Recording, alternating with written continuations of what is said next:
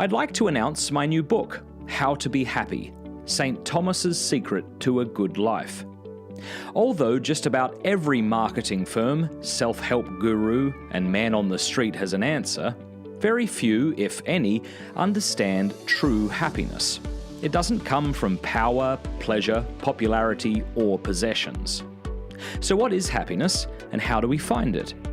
In How to Be Happy, I rely on the help of St. Thomas Aquinas to show what will and won't bring us happiness in this life. My hope is that by making the thought of Aquinas accessible for today, my new book will be a helpful guide to a good life. Check the link in the description of this video to get your copy today.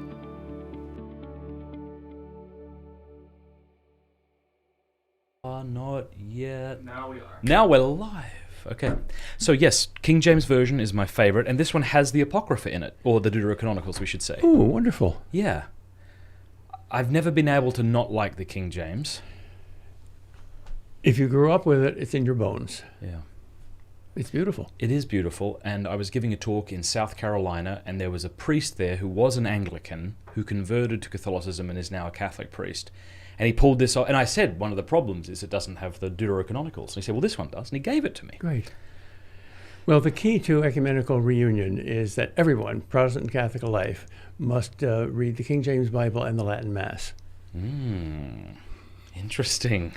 This is the interview, by the way. I don't know if you know that. We're live now. There's no introduction. Life itself is an interview.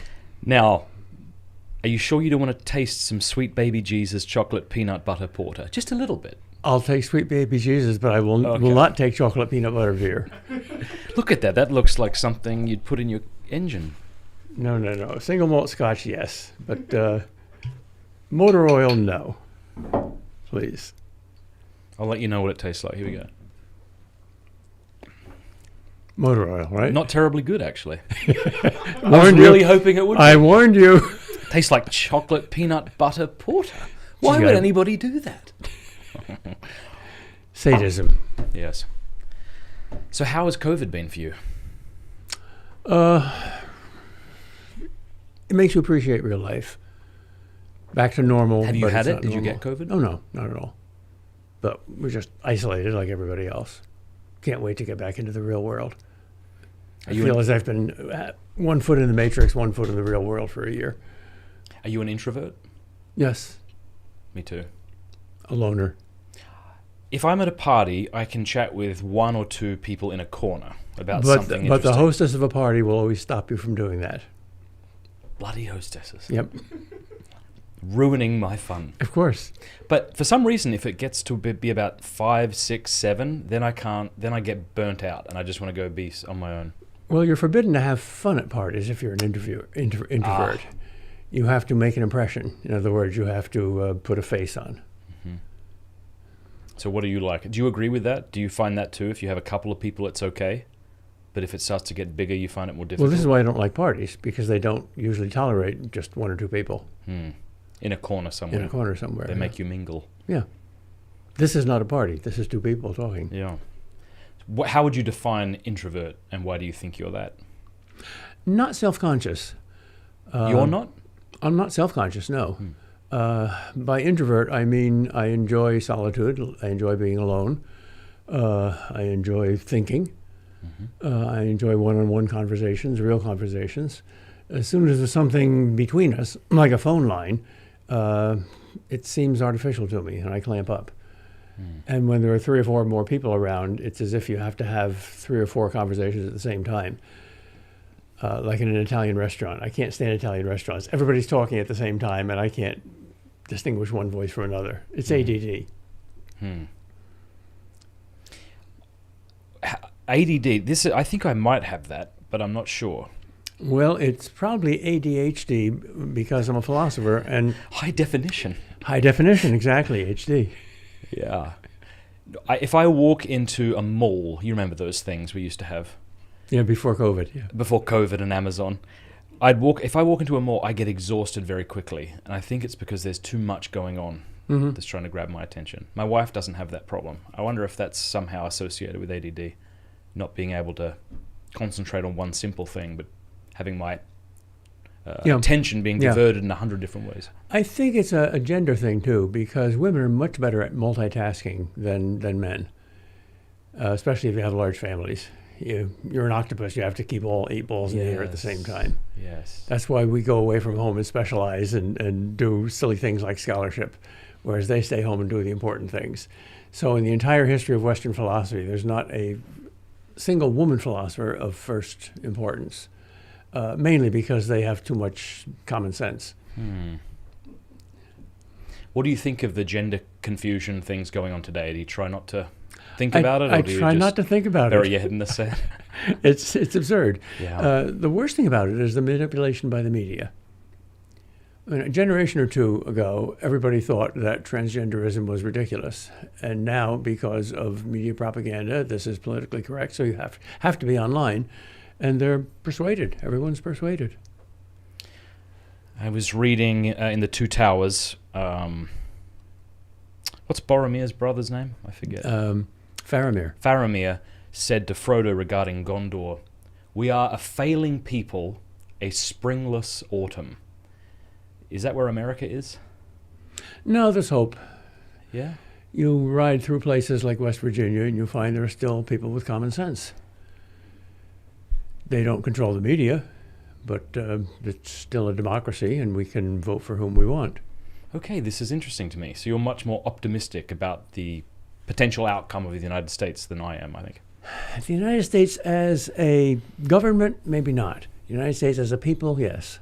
Okay, and what's the difference, and why does one bound to fail? And why government is abstract. A people is concrete. We're people. We're not government. Government is a set of laws and institutions and customs, which used to come from the people and is now being imposed upon the people. Not so much by government as by media, I think. Yeah. And it seems like the media is in cahoots with this administration. But well, it's not just this administration. The media has been for, at least 3 or 4 decades, what they think is a city on a hill, the shining light, the experts who no longer simply report what's going on, but create what's going on. It amazes me not only that the media can change massive public opinion on sensitive issues like gay marriage, but even on issues like the Boston Red Sox. The Boston Globe, for instance, back in, I think, early 2000s, said, we need a new Fenway Park, tear it down. And there were a few letters of protest, but eventually everybody came around and said, yes, let's have a new Fenway Park. So they did a lot of research and proof that you needed one and pictures of the new one, and everyone was online. And then John Henry came in and bought the place and hired another agency to look at Fenway Park and said, this will last another 100 years.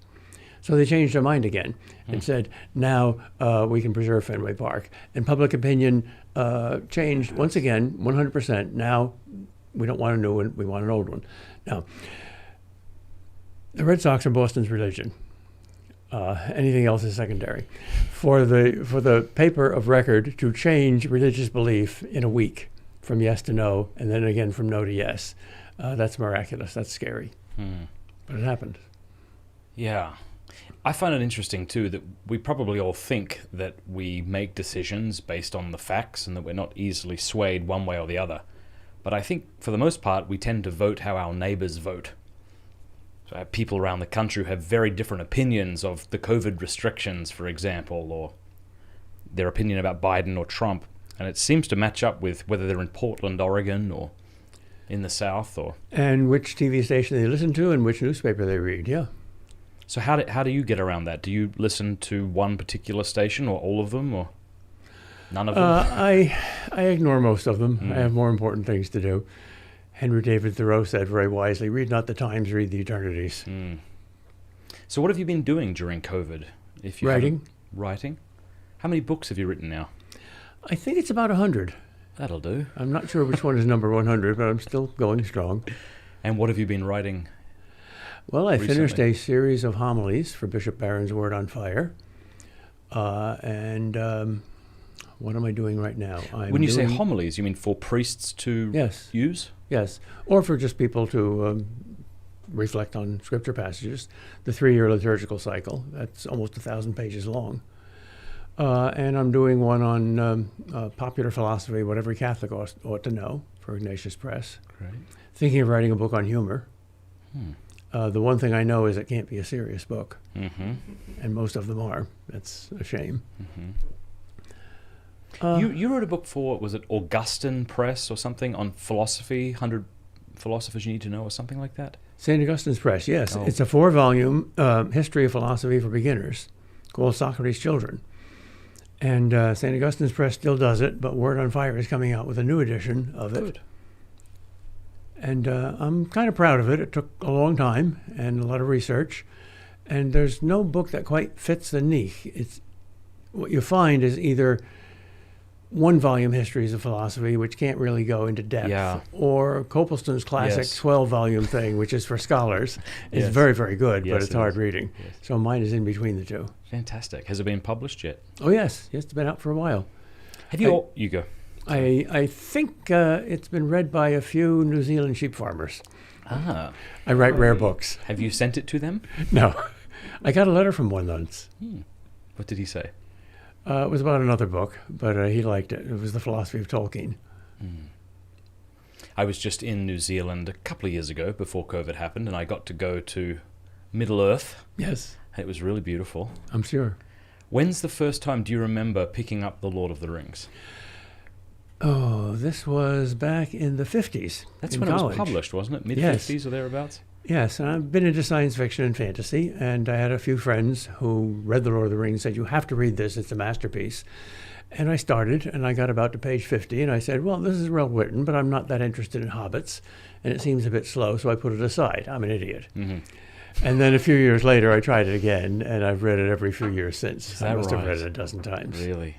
I'm going through it the second time now, and I'm picking so much more up than I was the first time. That's my definition of a great book, a book that you can pick up more stuff from every single time you read it. It's like a cow that gives you not just a finite amount of milk from a bottle, but an infinite amount if you wait. And this time I've been following along on the map, which is something I didn't really do last time. Maps are very important in Middle-earth. It did a lot for me. Yes, it's really indeed. helped. Yeah. We need a map of life. That's why we're so confused. The old maps are gone. We have GPS now. We disappear into our technology. Yeah. One thing that I keep reading in The Lord of the Rings right now that seems applicable to us is people like Gandalf are saying things like, not even the wise can predict how things will end. This sort of humility, as opposed to a despair like I have of America or wherever you happen to live. Pride and despair are, according to Aquinas, very similar and motivated by the same demand to play God. So humility and a kind of practical pessimism in turn go together, and that's Gandalf. And that was Tolkien. Tolkien described human history as one long defeat. He said, I'm a temperamental pessimist, but an optimist by conviction. I think that's the right combination. How do they go together? Well, temperamental pessimism is really the key to cheerfulness. You don't expect much, and then every little thing, like a single sip of a single malt scotch, is a blessing from heaven. On the other hand, if you're not innately cheerful, then cheerfulness is a surprise, and then it's doubly cheerful. And to be a pessimist about human nature is simply to be realistic. Chesterton said once that the only Christian dogma you can prove simply by reading the daily newspapers is the dogma of original sin. Or like you put it earlier, he said, I'm an idiot. And then I've heard you say elsewhere, that's one of the reasons I believe in original sin. Of course. Yeah. Tell us more about The Lord of the Rings and why you love it. How many hours do we have? Well, as many as you like. Your plane leaves at 6, first of all, I don't like your question, because tell me about The Lord of the Rings is something that Tolkien himself did, and I can't do it better than he did. Tell me what you love about The Lord of the Rings. That's like, what's the meaning of this book? The meaning of the book is the book. It's a story. Read it. What do I like about it? It's the real world. You turn from reading that book, you close the covers, and you look around the room and you see your refrigerator and your radiator, and you don't get the feeling that you're entering a more real world, but a fantasy world. Between the covers of that book, the world is somehow more real. Everything is more itself. Tolkien was a bit of a Platonist in the sense that the Platonic forms are the absolute and essential essences of things. And everything in The Lord of the Rings is essentially itself. The horns are more horn-like, and the swords are more sword-like, and the villains are villainous, and the heroes are genuinely heroic. Peter Jackson didn't understand that. He cut down all the heroes a little bit, especially Faramir. That's the one thing that's almost unforgivable. He's allergic, I think, to Platonic ideals, but Tolkien is not. And somehow that Platonic idealism comes across as not unrealistic, but realistic. Perhaps because it's environed by this rather pessimistic view of history, and that there are going to be tremendous losses as well as gains. And even if you win the war, there are going to be casualties, which is what you get at the end. It's not simply they all lived happily ever after. Even Frodo had to leave the Shire. All three protagonists, in one sense, die. Gandalf literally dies and resurrects, and Aragorn goes through the paths of the dead and dies to his old life. He is a kind of reluctant king. And Frodo has to die to the Shire. He dies to save the Shire. Very Christ-like. In fact, on the very last page, he explains to Sam, when Sam says, I thought you did this for the Shire, and you could go back and live in and enjoy the Shire that you did so much to save. And Frodo says, well, that's the way life is, Sam. Sometimes somebody has to give something up so that somebody else can have them. Which is the essence of Christianity. Christ gave up his life so that we could have it. Could I ask you to get that book off the shelf? Because the last several lines of Return of the King, I remember finishing reading it to my kids, and I had to leave them in order to weep because I was going to say I wasn't sure what you'd think about that, so I'm glad that you approve. Yeah. No, I don't weep very easily, but when I came to the end of The Lord of the Rings for the first time, I wept. Me too. I had to go into my closet and shut the door. Well, I'm back. And Tolkien himself, in one of his letters, says that there's one fault that I agree with my critics, although the critics didn't mention this. The fault that's inexcusable about The Lord of the Rings is that it's too short. What is so short? Too short. The Lord of the Rings is too short. Yeah. It's only 1,000 pages long. Yeah. You want more. Yeah. Here it is. At last the three companions turned away, and never again looking back, they rode slowly homewards, and they spoke no word to one another until they came back to the Shire, but each had great comfort in his friends on the long grey road. At last they rode over the downs and took the east road, and then Merry and Pippin rode on to Buckland, and already they were singing again as they went. But Sam turned to Bywater, and so came back up the hill, as day was ending once more. And he went on, and there was yellow light and fire within, and the evening meal was ready, and he was expected. And Rose drew him in, and set him in his chair, and put little Eleanor upon his lap. He drew a deep breath. Well, I'm back, he said. Oh, that's what it's all for. That's what these cosmic battles are for. So that you can have a little Eleanor in your lap and say, I'm back. That's what all the armies and all the governments are for. So that you can enjoy your children, your family. I think it was Chesterton who said that good warriors don't hate what's in front of them so much as they love what's behind them. Of course. And that's exactly Faramir's explanation of why he's a warrior. That's right. Which was cut out of the movie, by the way.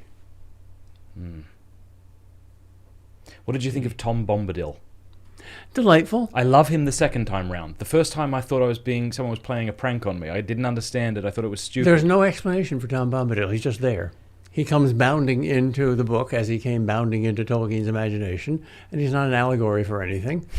And if you try to explain him, all the explanations fail. He's just himself. There he is. Utterly unnecessary, like most delightful things in life. Okay. And do you think Tolkien thought about him in that sense, or was it just a random thing? No. That we shouldn't try too hard to explain or understand? He justified him occasionally in saying something like he represents the contemplative ideal or the pacifist ideal or something like that, which is legitimate. But he doesn't know where he came from. I don't think any author really understands completely where his ideas come from or where his characters come from. They just bubble up. If they come from the conscious mind, then they're either moralistic or allegorical. Yes. You control them. I've written one novel, and I'll never write another one because I had no idea how patient I had to be. It took me almost 20 years to let the characters develop themselves and tell me who they were, because any attempt to manipulate them is obviously going to fail. Yeah, I think it was Flannery O'Connor who said her advice to authors was something to that effect, that you have to respect these characters enough not to make them a mouthpiece for your ideas. Of course. They show you who they are, like real people. Maybe we shouldn't think too much about Tom Bombadil, but I think that when I read him this time around, it seems to me that he's sort of representative of those people I encounter and have no idea how to categorize.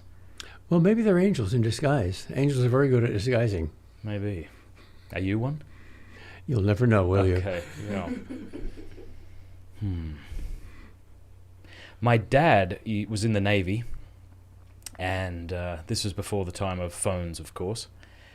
And he said that they had an old big copy of The Lord of the Rings, and there was a waiting list for people to read it. And I thought, my dad's generation was far more interesting than mine. We'd be watching cat videos on TikTok and not able to sit through a long book like that. Well, cat videos are probably the most interesting thing on TikTok.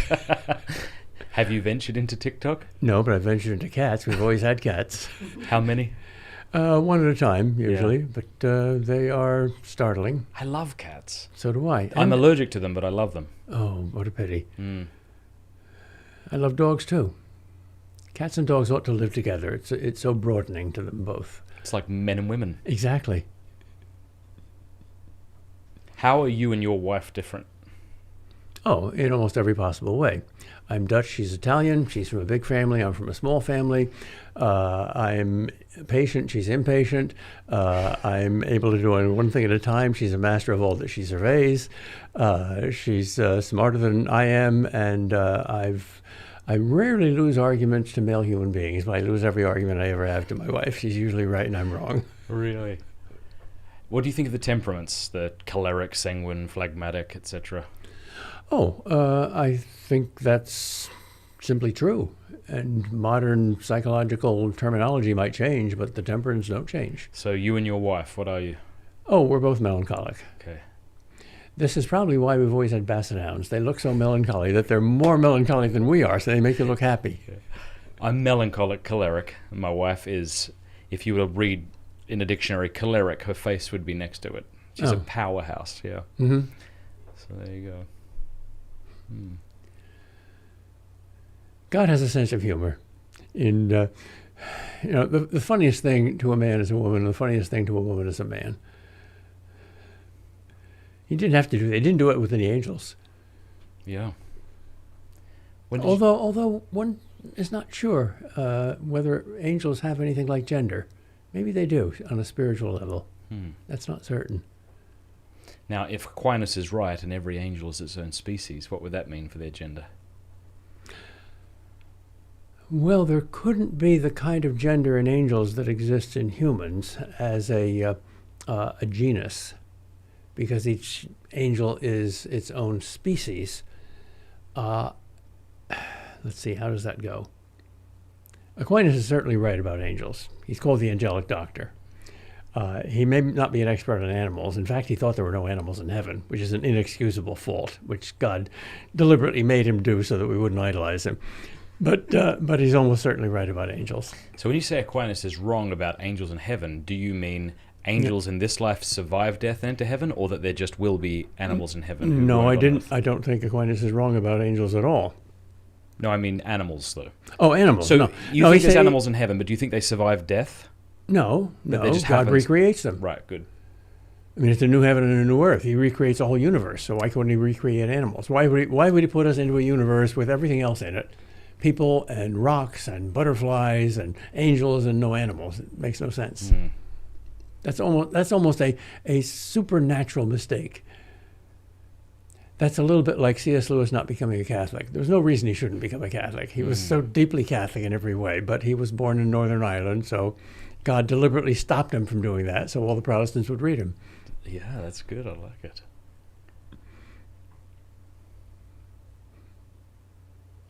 And then Lewis, he seemed to accept purgatory. Definitely. He was good friends with Tolkien. What was their little group called? The Inklings. Do you know much about them? A little bit. I'm not an expert on it. They would meet regularly, I suppose, to read their little stories to each other. Yes, to each other. And Lewis was once asked, did you influence Tolkien in writing The Lord of the Rings? And Lewis says, you don't influence Tolkien any more than you influence a Bandersnatch. Tolkien influenced me, not vice versa. Very good. Yeah, what about that, Lewis and Tolkien? I appreciate both of them for different reasons. I mean, Tolkien seemed to be more of a brilliant storyteller, although Lewis was good too. Yep. But Lewis's little... I just read Men Without Chests the other day, that little sermon, or maybe not a sermon, but lecture he gave. That was excellent. In The Abolition of Man, yeah. Right. Lewis was more of a thinker, more of an abstract arguer, and Tolkien a storyteller. They respected each other very deeply, and they didn't have a falling out, as some maintain. And Tolkien certainly helped Lewis see his way into Christianity and to respect Catholicism. Tolkien was something of a curmudgeon. Tolkien was? Yes, and he didn't like the Chronicles of Narnia. He thought they were too allegorical. He was kind of allergic to allegory. And yet you often find Christians trying to allegorize Lord of the Rings and how they explain it. Do you think Tolkien would have had a problem with that? Of course. But we do it anyway. Tolkien himself wrote an allegory, one at least, Leaf by Niggle. Tell us about It's a little short story. I haven't read about it's autobiographical. He's a niggler. So Niggle is himself, and he spends most of his life working on just one leaf, and he wants to create a tree. He's a painter. And he's interrupted by so many things, especially his neighbor, whose name is Parish, that he never gets to do anything more than a leaf. And then he goes through a work camp, which is purgatory, and enters heaven, and there is reconciled with his neighbor Niggle, Parish rather, and he sees that there's the tree, the complete painting, which he has made with his life, not with his brush. So Tolkien wasn't that allergic to allegory, since he at least wrote one. Yeah. But to allegorize a story is to make it not a story, or at least to make the story not indispensable. You can tell a point through a narrative, or you can tell the point without a narrative, but the point is the same. That's allegory, but that's not literature. That's not story. I don't know if Tolkien said this or not, but I hear that he said to Lewis, if you want people to read the New Testament, tell them to read the New Testament. Of course. Of course. Well, as a general principle I found in my reading and my teaching, that the better the book, the worse the commentaries on it. That's a great point. The New Testament is the greatest book in the world, and the commentaries on it are some of the dullest books in the world. And some of the hardest philosophers, Hegel, Marx, Kant, Heidegger, Wittgenstein, the books about them are very good, but they're all terrible writers. But a great writer like Plato, nobody's ever written a good book on Plato. Plato dwarfs everybody. So the better the book, the worse the secondary sources. Is that because they were able to express themselves just as they ought to have? Yeah. This is the same reason why there are no good Jesus movies. None. And not even any good Jesus novels. Protestant fundamentalists try to write them. They're embarrassingly bad. They're astonishingly bad. Because the real thing so dwarfs any attempt on our part to create one in our imagination, to extend the figure of Jesus that we see in the Gospels, that it's impossible. We can only make anthills compared with that mountain. And that's a very strong apologetic, I find, to somebody who's sensitive to storytelling. Why can't you make a good movie about Jesus? You can do that about any other historical figure. Caesar, Alexander the Great, Adolf Hitler, Buddha, Joe Stalin, Buddha, anybody.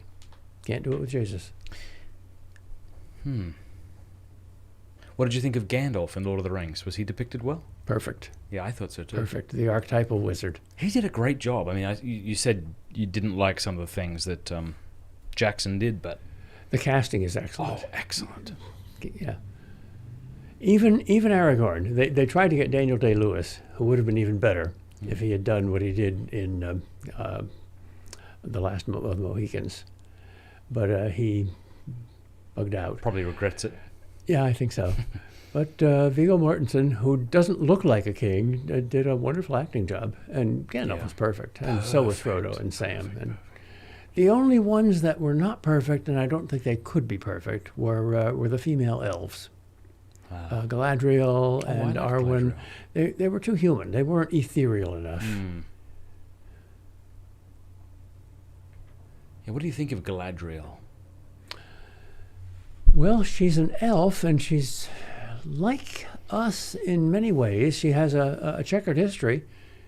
She fought on the wrong side of a war between the elves back in the Silmarillion, and she's come through it. I didn't much like the acting. The actress was good, but she sounded a little too much like a Southern California Valley girl into psychedelics a little bit. And Arwen was just too beautiful, too sexy, not ethereal enough. But you can't really do elves. Nobody's done elves perfectly.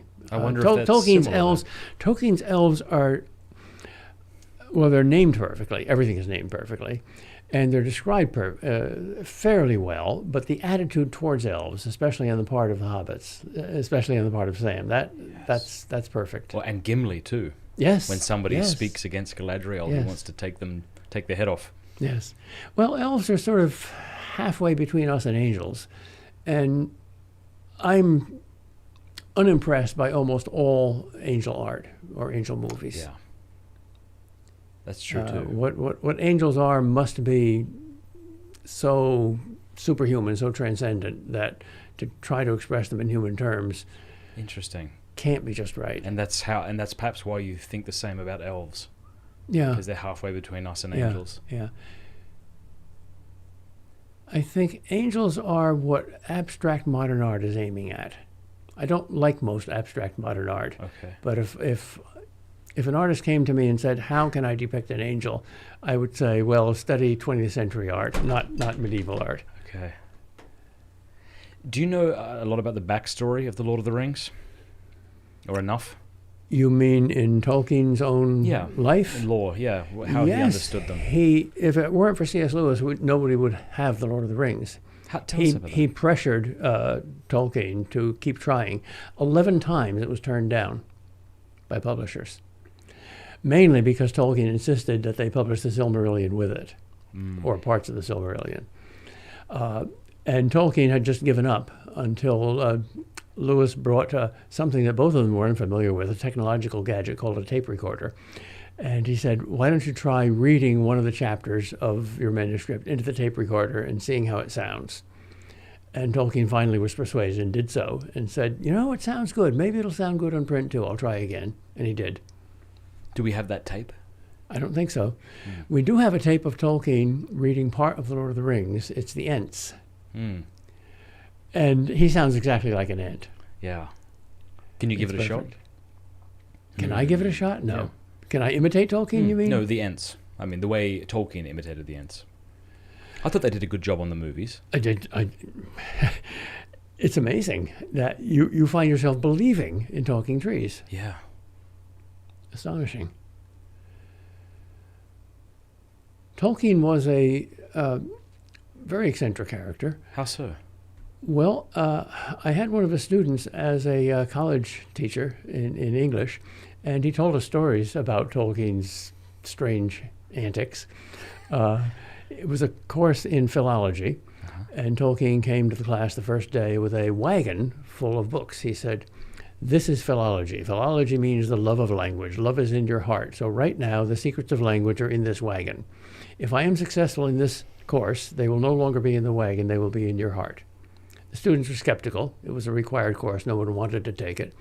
After the course was over, Tolkien was so successful that he took the wagon with all the books in it up to the platform where he was lecturing from. And instead of a concluding lecture, simply dumped all the books out of the wagon onto the floor and said, "They're in here now. You don't need any more. Goodbye," and left. My friend who lives here, his name's Jacob, his godfather was the secretary of C.S. Lewis.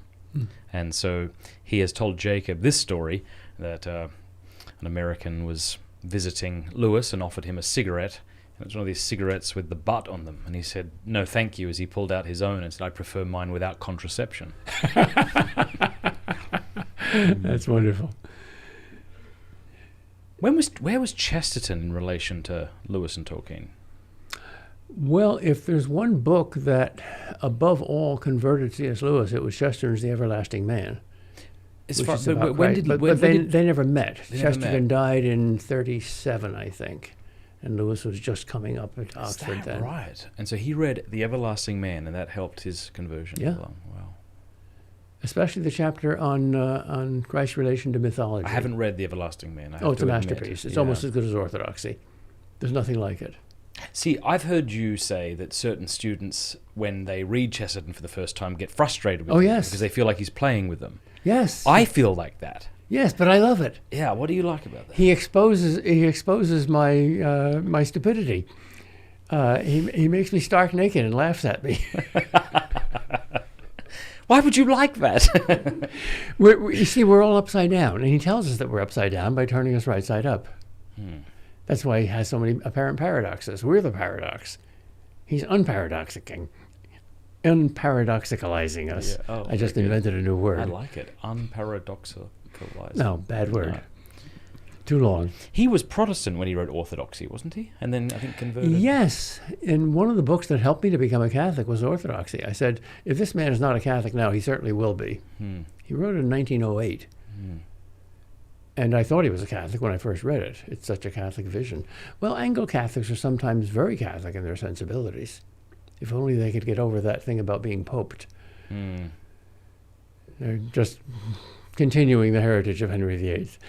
They have a great sense of humor, though. I love it when Anglicans call themselves the Church of Henry's Hormones. Oh, I like it. I was at a Russian Orthodox church about a year ago, just praying, and someone chatted with me, and I said I was Catholic, and they said, "Oh, do you still have the Pope?" Well, there's two questions about that. Yeah, well, I'm not terribly sure, but yeah, help us understand how you've been viewing this whole saga regarding Pope Francis. And we've as much as you'd like to share. Popes are people, and there's a little good in the best of us, worst of us, and a little bad in the best of us. And Pope Francis has genuine Franciscan instincts, and he's a holy man, and he loves the poor, and he wants to be a good Catholic, but unfortunately he's a Jesuit, so there's some obstacles there. And I think he's made some ridiculous decisions, especially with the Chinese communists, and in appointing people, but I don't think he's a heretic or a very bad person. He's just, he has his pluses and minuses. And we'll get over him, and we'll get another Catholic Pope.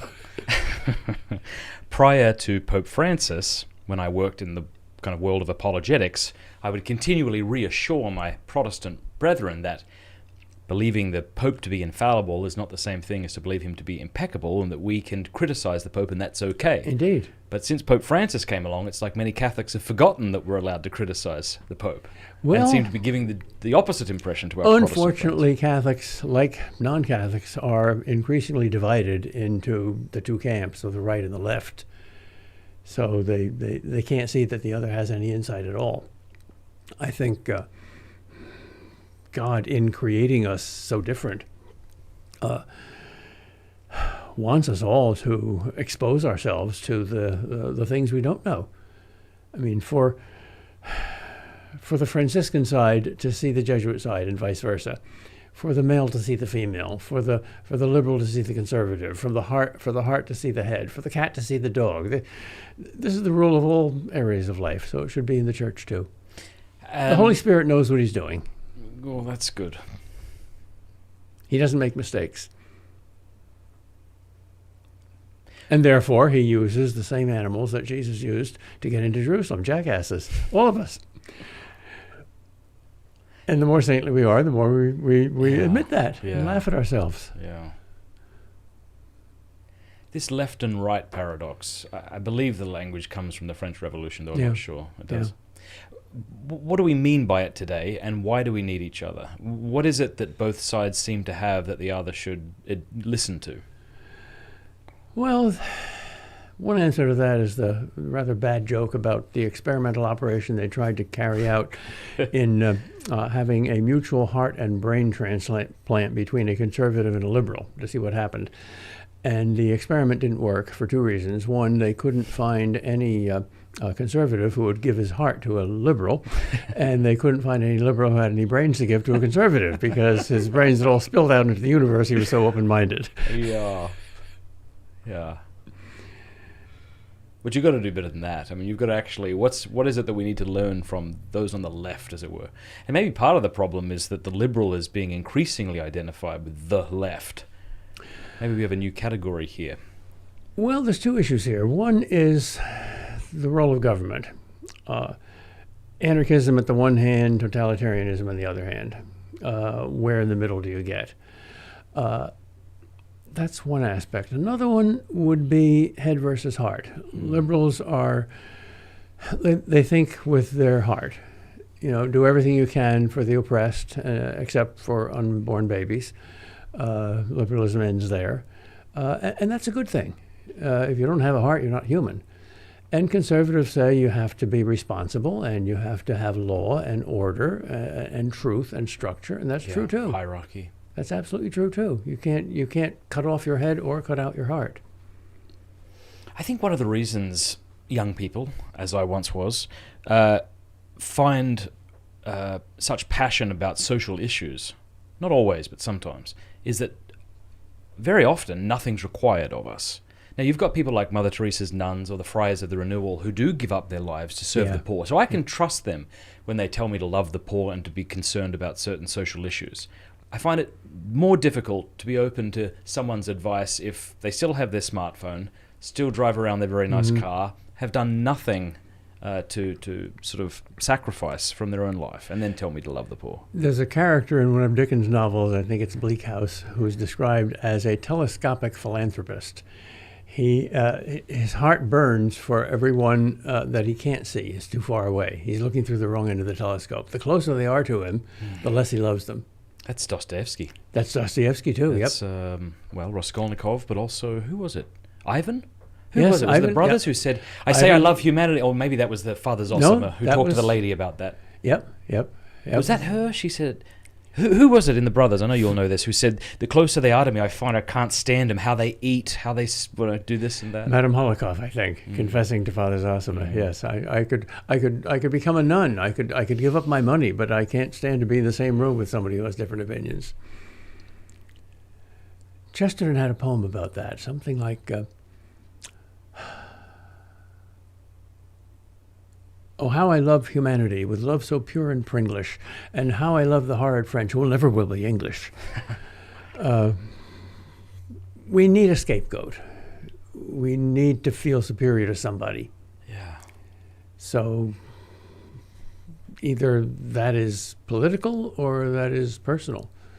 Yeah. And the personal doesn't spill out into politics. So when it becomes solidified in politics, then everyone on the right is dangerously inhuman, or everyone on the left is dangerously inhuman, and that breaks up families. That's a shame.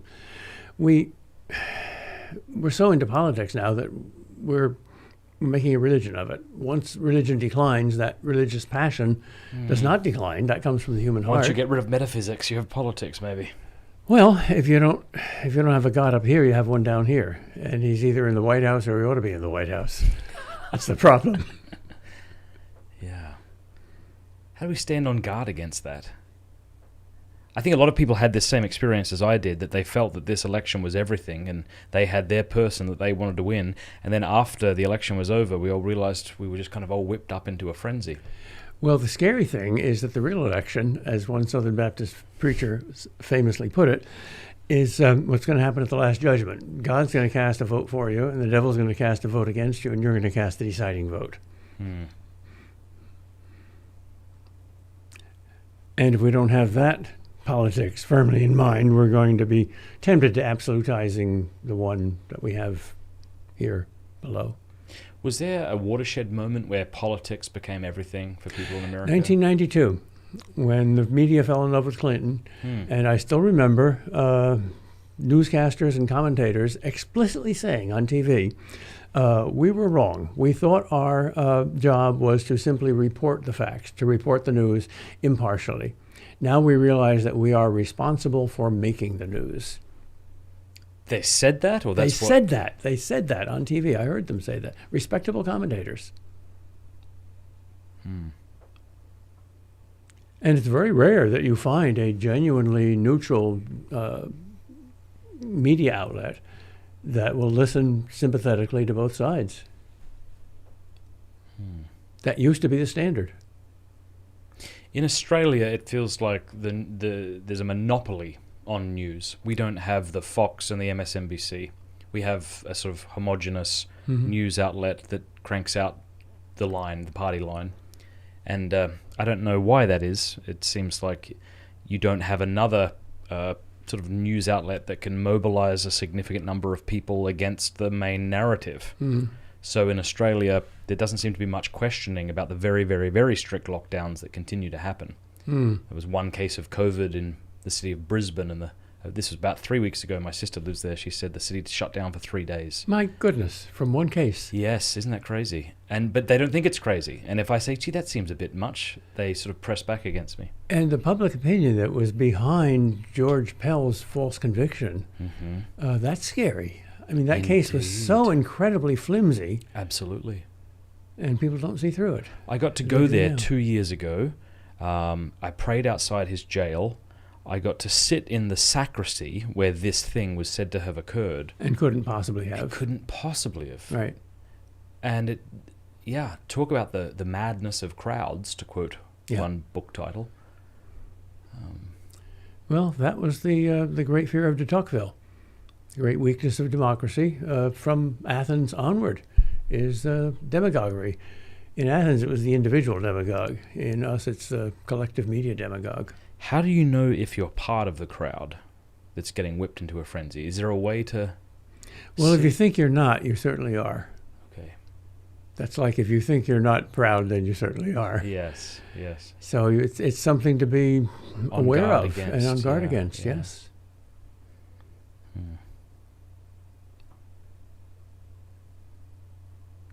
Let's talk about Pascal. Oh, yes. I love him so much, and I know you do too. Yeah, I wrote a whole book about him. Yeah, it's great. Christianity for Modern Pagans? Yeah.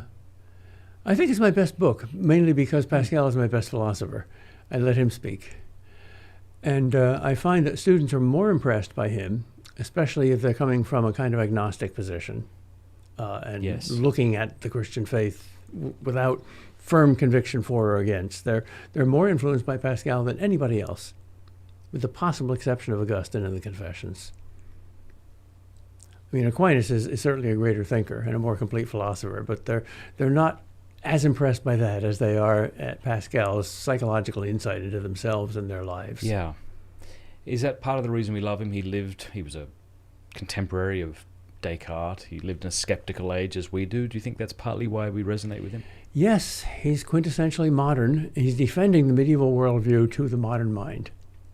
So he's got a foot in both worlds. He understands both. His line about all of men's ills can be traced back to him not knowing how to sit alone in a dark room silently, or something to that effect. I assign that to my students as an essay. I said, if you feel insulted by that, and I confess that when I first read that, I felt kind of insulted, so I tried to do it, and I found it extremely difficult. What did you do? How did it work? Well, I first had to get free from distractions, and the only room in my house that was free from distractions was the bathroom. And then there were still some noises, so I put a fan in there for some gray sound. Yeah. And I said, I can stay in this room for an hour. And I didn't take a watch with me. And after 5 minutes, I thought an hour had passed. And I said, what? It's only 5 minutes. And then I thought, wait a minute, there's something wrong here. If the most boring person I ever met was with me in this room, I would be less bored than I am. Does that mean I am more bored with myself than I am with anybody else? And I started thinking about that, and there were some disturbing thoughts, some emptiness and some darkness and whatnot. If you're honest with yourself, you see not only your good points, but your bad points. So it's a very useful exercise. It's not fun. No. And the thing that almost everybody gets about it is how difficult it is. The other difficult assignment I often give, always as an option, extra credit, is tell me how your day was different when you didn't look at a single screen for 24 hours. Not a TV screen, not a computer screen, not an iPhone. And more than 50% of the students who have given me essays on that subject have said the same thing. I thought I could do it, I couldn't. This is me, this is my identity, I cannot live without my iPhone. That's scary. The word for that is addiction. I think I'm addicted. I told you prior to this that I'm not on the internet for the month of August. I don't have a phone. I'm not seeing people's comments today because I don't want to. So sorry to everybody who's commenting in the live chat for the month of August. And I love it. The way I've described it, it's like one of those rotating fans on the highest setting, and then you yank the cord out of the wall, and it slowly calms down. That's what's happening to my brain. You went cold turkey. Yeah, it's great. I have a friend of mine. His name's Dave Rubin. He's quite a popular political commentator. He is in a gay quote unquote marriage. Lives in California. He's been doing this for about 5 years now. Takes August off of the internet. About 3 years ago, after that 3rd August, he quit being an atheist. Mm-hmm. What does that say about what technology is doing to us? It says that Pascal was right about the empty room. We have to enter into it. Know yourself, know God. The two always go together. Not necessarily in a chronological order, not necessarily in a logical order. But if we're made in his image, then you can't know yourself without knowing God. Just as you can't know Hamlet without knowing Shakespeare.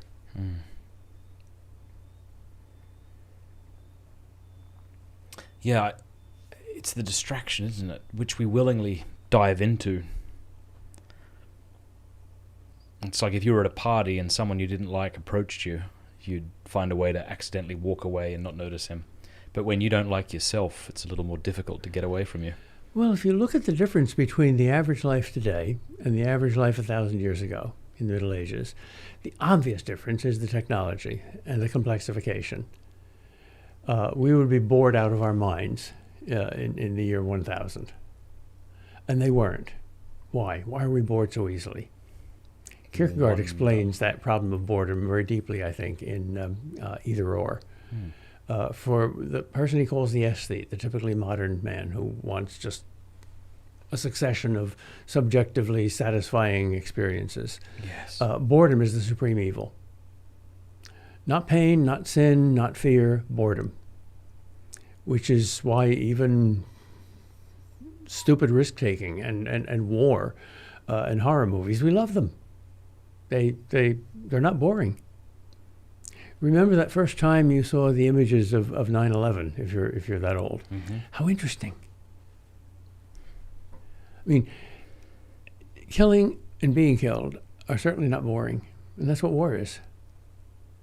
So I think it's not mainly politics, but psychological boredom that leads us onto battlefields. Now, we've got safer battlefields today. Mm-hmm. War's not popular anymore. But Red Sox. Well, yeah. Yeah. But that's so obviously a game that it's not that addictive. Until you get into things like gambling. And how much of this drug can I do? That's a very dangerous and more like an addictive game. We're so bombarded with stuff that the question, what are we going to do with it, is a natural question. But the question, why did we invent so much stuff, is a more fascinating question. We don't need all this stuff. Thomas Aquinas says there's only 3 reasons why anybody ought to do anything. 1, because it's their moral duty. It's good. 2, because it's a practical necessity, like eating. 3, because it's fun. Yeah. And there's no other reason to do anything. Now, if we went through our lives and asked, do I find this book fun? Do I find this extra pair of shoes fun? Do I find these friends fun? Do I find these parties fun? No. Are they my duty? No. Are they necessities for life? No. Throw them out. Simplify your life. Why do we love Thoreau's Walden so much? That one word, simplify. We find it very hard to do. So why do we complexify? Why do we put ourselves in a spider's web? Why are we so harried and hassled? It doesn't make us happy because we're bored. Okay. Because we can't stand that empty room with nothing but yourself there. And if you can, then, like your friend, you're probably not going to be an atheist for very long. You've got a sense of order, what you need, what you don't need. You appreciate things only when you can do without them. And there's only 2 things you can't do without, yourself and God. They're the only 2 persons that you can't ever avoid in time or eternity. And everything else we are, in fact, going to lose. The whole universe. So we better practice. It's called detachment. We make a virtue out of this sort of frantic productivity. Frantic involvement, yep. And we always feel the need to say, oh, I'm busy, or I'm very busy. If somebody said, I'm sorry, you're probably busy, I think most people would feel bad saying, no, actually I'm not. What do you need? If you don't believe in a real heaven, you have to try to make a heaven on earth, and that's going to keep you very, very busy forever.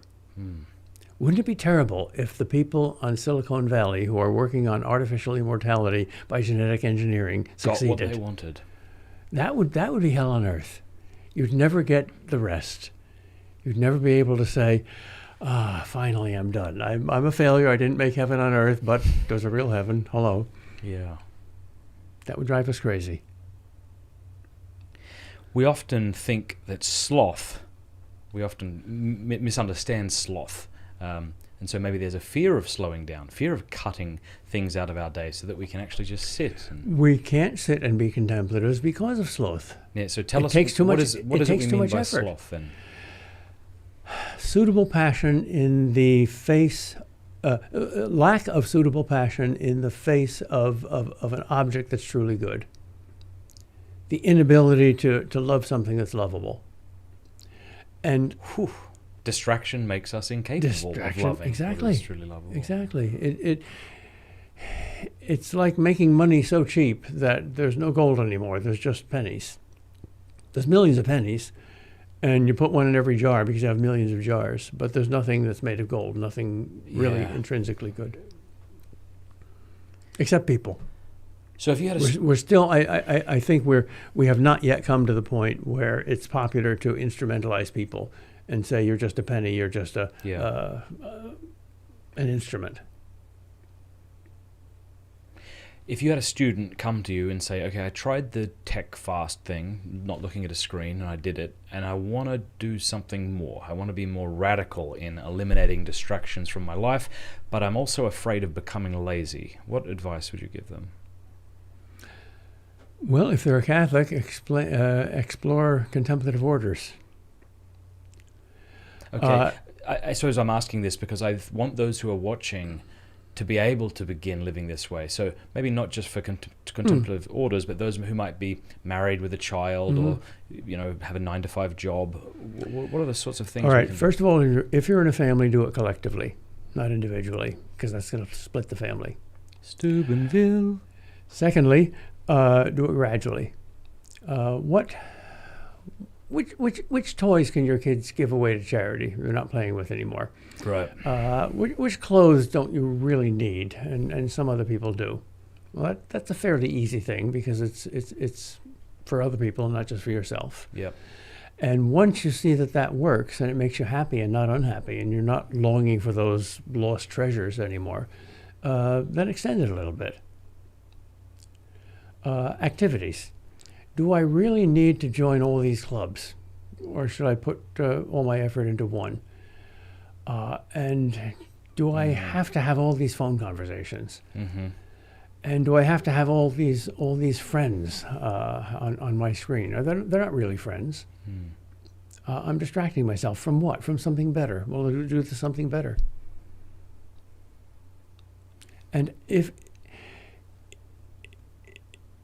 what we both think is true, then as you do that gradually and reasonably and together, you'll be happier. So you'll be motivated to do more of it.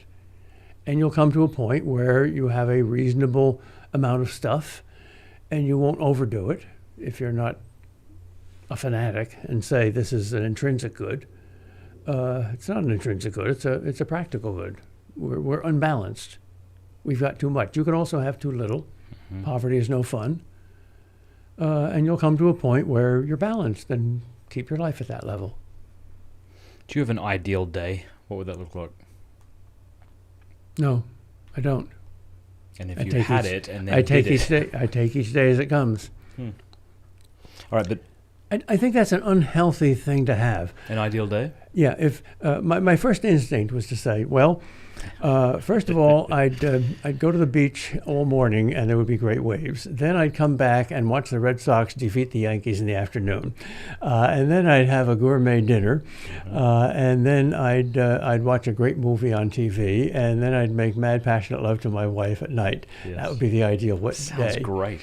And then I say, well, wait a minute. I've never done all the 5 of those things in one day, and therefore I'm a failure.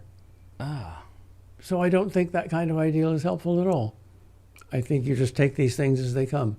I also wonder, though, if you were to have that sort of day, you might realize still how wretched you are and that happiness won't be had here. Yes, that's true. That's true. That's why, in a sense, being rich and famous and powerful can be a learning experience. You learn that doesn't make you happy, and then you either despair and put a bullet through your head, or you seek a more true and deep and lasting happiness. I think Jim Carrey said something like that recently. He said a lot of things, but a lot of which I wouldn't get on board with. But he said something to the effect of, "I wish everybody could be a millionaire, so they could learn like I have that money can't make you happy." Well, Harry Truman once said, in this great land of ours, every little baby that's born an American citizen has a chance, an equal chance, of someday winding up in the Oval Office. That's just the chance the poor little bastard has to take in being born. That's a wise man. Why don't we have people saying such terribly funny, clever things like that today? Or do we, and I'm not paying attention? We do. Stephen Wright, Emo Phillips. We have great comedians with one-liners and wisdom, yeah. Most of our comedians are angry and not really very funny. Do you have any favorite modern comedians? People who are still... 2 that I mentioned. I don't know of either of them. Who are they? Oh, Stephen Wright is from Boston. Stephen Wright? Stephen Wright. He says something like, that feeling that you get when you're leaning back in your chair and you're exactly halfway between falling forward on your face and falling backward on your back. That's how I feel all the time. Or I came back to my apartment and I found that someone had stolen every single piece of furniture and replaced it with an identical item. How do you know that's very good? He plays with your mind. Yeah. And then who's the other fellow? Emo Phillips. Emo Phillips. Here's a liner. He's addressing a beautiful woman. My darling, you look so slinky there at the top of the stairs. Very good. The shorter it is, the funnier. Yeah. Are you familiar with people like Jim Gaffigan or Norm Macdonald or Jerry Seinfeld, these fellows? Seinfeld, yes. I've heard Gaffigan recommended to me. I haven't looked him up yet. He's got some... Similar. Yeah, he's very quick. He's very punchy. His jokes are very, very quick and very punchy. Timing is everything in comedy. And sometimes in life. You've heard the joke? No. What's the most important thing in comedy? People will laugh at you. Yes. Yeah, I see how I said it over here. Very good. That moment of hesitation, just long enough for an angel to fly through. Yeah. You told me about a movie last time we were together, driving to the Atlanta airport, that I watched. Because I said to you, I like movies with a lot of dialogue. So do I. I don't like a lot of action. That bores me. But I like engaging dialogue. And You told me of a movie which I actually went home and watched. It was a fellow who tried to jump in front of a train, and he was saved by someone who worked there. Oh, yes, the Sunset Limited. Yeah, that's it. Yeah. I thought that was great. Thanks for the Great recommendation. movie, yeah. Sunset Limited, and they sat together throughout What's your the night. favorite movie of all time? Oh, I need to think about that. Why isn't it coming to me? My favorite movie of all time. Oh, you're going to be so disappointed. No. You'll probably say It's a Wonderful Life or no, Casablanca. I was going to say something much less creative. I was going to say something much less sophisticated. Dumb and Dumber. Yeah. That is really dumb, yes. Yeah. But it's hard, isn't it, to say your favorite movie? It's perhaps more easy to say your favorite movie from which genre, do you think? Or what's yours? Drama. A Man for All Seasons. Yes, excellent movie. Perfect. Absolutely excellent movie. It doesn't fade no matter how many times you see it. Yeah. And that's good. Dumb and Dumber, Man for All Seasons, Braveheart, I like that. Mm-hmm. You watch any of these superhero movies?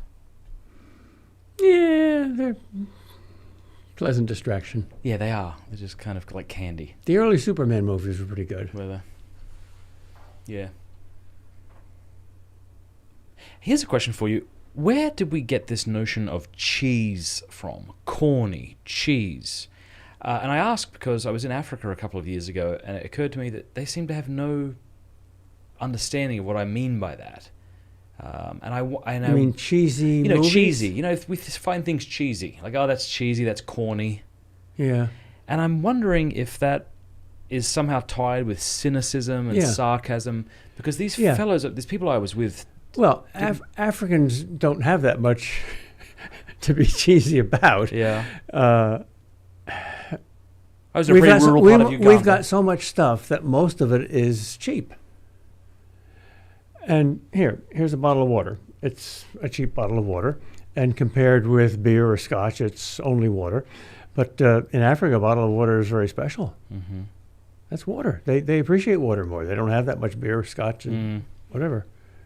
It was more the kind of Jesus-y songs that they would play, and they would do hand motions and things like that. I thought, gosh, if I tried doing this in America these days. Well, I find Africans wonderfully... What's the word I'm looking for? It's not just honest, not just childlike, not just happy. They're smiling all the time. I mean, I have no desire to live in Africa. It's poor. There's a lot of political corruption. People are starving. People are fighting wars, and yet they're smiling. Why are they smiling? Because, well, they're like children, and that's not an insult. Children appreciate simple things. Our children are bored with $10,000 worth of complex video games in their room. African children aren't bored if they have no toys, but they invent games with sticks and stones. It's just so true. Like, I almost want to say we want to be careful with generalizations, but I don't know if you can be going wrong here. I was in Uganda, and just the joy people had, and they were running down the road with a stick and a tire and banging it. And I said to my host at one point, I said, don't take this the wrong way, but I hope you never become a developed country. Yes. There is an organization called the Global Happiness Project, which rates countries on the happiness of its citizens. And they give some sort of award to the 5 happiest countries and some sort of warning to travelers to stay away from the 5 unhappiest countries.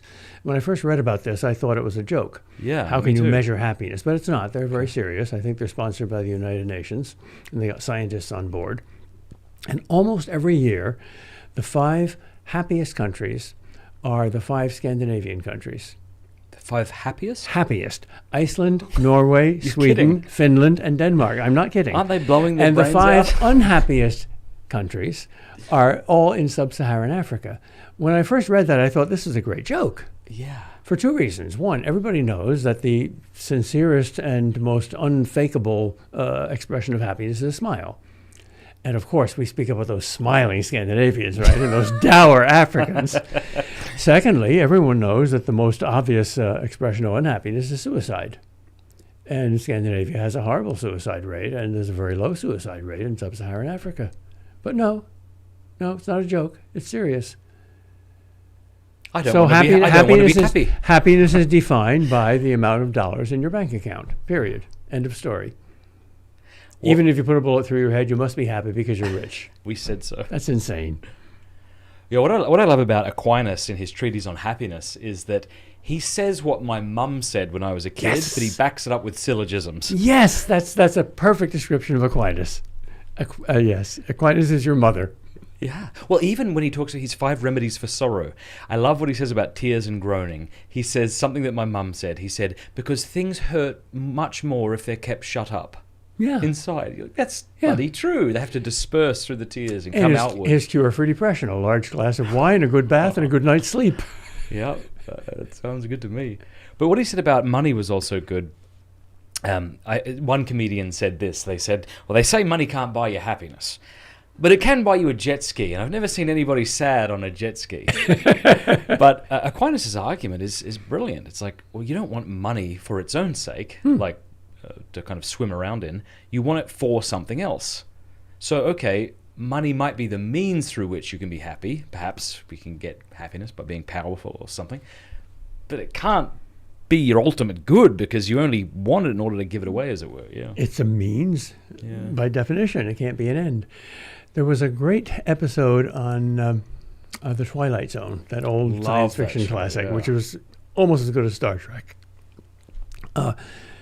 3 criminals are robbing a bank, and they shoot some cops, and the cops are chasing them, and they go down a blind alley, and they're trying to climb the fence, and the cops say, stop or we'll shoot. They don't stop. They shoot. They all fall dead.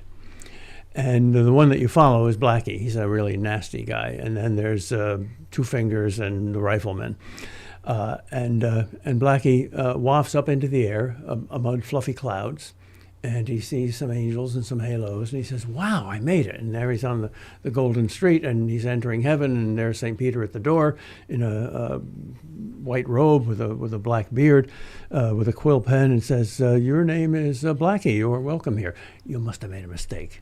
I'm in the wrong place. No, sorry. Don't make mistakes here. Oh, well, what do you do here? Anything you want. What can I have here? Anything I want. Oh, well, what I want was gold. You know, I was poor, and you know, they kept me poor, and I had my rights, and no problem. Here, how much do you want? He said, well, a stadium full. Fine. St. Peter flicks his fingers. There's a stadium full of gold. Blackie goes into it, and he throws it up and down and plays with it for a while. He's kind of bored. So he rings for St. Peter. St. Peter comes. Yeah, what do you want?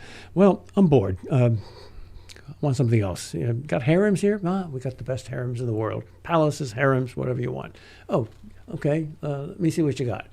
I'll take that one, that one, and that one. So he's in this palace, and he's on this king-size bed, and he's going to bed with 3 women at the same time, and he gets bored. So he smacks one in the face and says, wake up, bitch. And she just kisses him, and she's happy. And he takes a chair and smashes over the head of another woman. And she says, oh, I love that. Do it again. So he rings the bell. St. Peter comes and says, look, something wrong with this. Where's Two Fingers and the Rifleman? Oh, they're in the other place. Oh, gee, I think you made a mistake. No, we make no mistakes here. Wait a minute. Isn't heaven supposed to be the place where you're happy? He said, yeah. And he said, well, I'm not happy. And he said, well, I'm sorry, we can't send you to the other place. Oh, very good. So okay, drive it home for my thick head here. Is the idea the place where you get whatever you want is hell. Oh, I see. That's fantastic. Everybody who enters hell sings Sinatra's song, I Did It My Way. So he assumed he was in heaven this entire time. Yes. That is that's really Then he sees the horns behind St. Peter's head. That is profound. Yeah. Oh, you'll like this story. I was at a monastery in Wisconsin chatting with these monks. I had an 8-day silent retreat. And one of the monks said, if you want to see how the amateurs sin, go to Vegas, fornication and all this. If you want to see how the adults sin, come to a monastery. Envy, pride, backbiting. Yeah. But at least they're aware of it. Good. Yeah, exactly. Gee, that's excellent. Yeah. You know, when I first started reading the Saints, I was impressed by 2 things. One, how they all called themselves horrible sinners. Yeah, that frustrated me. It was like the girl in my math class who said, I'm sure I got a bad grade, and I said, shut up. We know you didn't. Are they smart, or are you smarter than they are? Well, they're smart, so they must be right and you're wrong. Yeah. And the other thing was how all of them said methods are not important. You know, there's no 12-step program. There's no yoga for sanctity. You just love God and your neighbor with your whole heart. So simple. It's what your mother said. Why do we get caught up in, programs and rituals and... Because they're technology. We can control them. They're techniques. Yeah. Now, that's not to say there's no value purpose or value to them. The rosary, of wearing... course. But they're like money. But it's true. They're means, they're not ends. But I've found this in my own life, that it's... that's a good way to put it. That it's... I forget who it was who said, there are many devotions within the church's treasury. Choose only a few and remain faithful to them. Yes. Sounds like Escriver or somebody, but... I tend to hop around from one to the next because that's I'm true bored. of friends too. There are many people in this world. Yeah. Choose a few and be faithful to them. Yeah, that's good. Do you have any pet devotions, as it were, daily devotions you try to stick to, or simple? The Rosary, the Psalms, the Our Father. It's all in there. Do you try to pray the Rosary at a particular time, or just when at I'm some driving? point? Or walking. I was thrilled that John Paul II said his favorite devotion is the Rosary. So simple. Yeah. We can get a bit neurotic, though, wondering if we're doing it properly or wondering if we're meditating appropriately. No, I don't find that in me, because God gives us this and he says use it. And he must be right, so you use it. Yeah. Oh, wait a minute, it doesn't feel right. Who cares? Shut up. Yeah. Just do it. Shut up and do it, exactly. Yeah. Shut up and dance with me. There's a song that goes like that. I think God is saying that to us right. all the time. I love it. That's what God's saying to us right now. Yeah. How well did you know Benedict Rochelle? Oh, sorry. Oh, I knew him quite well. He was a wonderful man. A tough New Yorker and a tender Franciscan at the same time. Perfect combination. He was Gandalf. Was he? I never had the opportunity to meet him. I was supposed to speak at a apologetics conference in Steubenville, 8 years ago maybe, or 6 years ago. And he was supposed to come, but his health was failing, so I never got to meet him. He also had a terrific sense of humor. Oh, I know, yeah. Well, the reason I brought him up was he said that he'll sit on the subway, and when his mind couldn't think anymore, he would just offer a Hail Mary for each person in the subway. Isn't that lovely? Yeah. Yeah, sure. And there's power there. God gives you little dynamite sticks. Put a match to them. I'll do something. Should we take a break? Yes. All right, let's take a break and we'll be back. Thank you.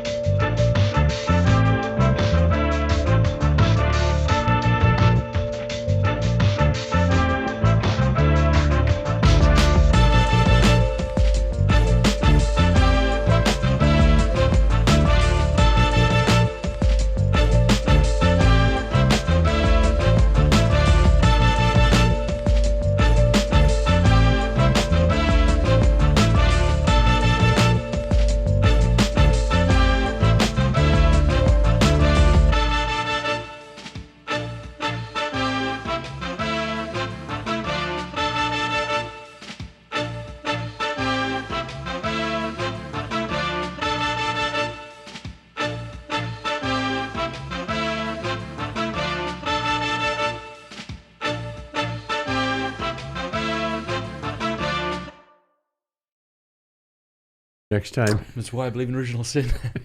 We're good? All right, well, why don't you just, like, there's a little bit there. I haven't put my mouth on this. Do you want to just let it drop into your mouth and see what you think? No, why would I pollute a good single malt scotch with that stuff? Yeah, that's fair. You know the one about the two Irishmen with the Irish whiskey, don't you? Tell me. Well, it's Pat and Mike, and they're both getting old. Pat says, "Look, Mike, one of us is going to hit the bucket before the other one. And if it's you, Mike, I want you to tell the world that you're my best friend." "Oh, yeah, I'll do that for you, Pat. How do I do that?" "Well, you're going to go out and celebrate by buying a bottle of gold stuff." "The gold stuff? You mean, yeah, $100 a bottle Irish whiskey." Yes, I'll do that for you, Pat. "And you're going to pour it in my grave." "What? The gold stuff? Pour it in your grave?" "Mike, if you don't do that, you're not my best friend. Will you do it for me?" "Yeah, Pat, but you'll understand I'll have to run it through my kidneys first." That's very good.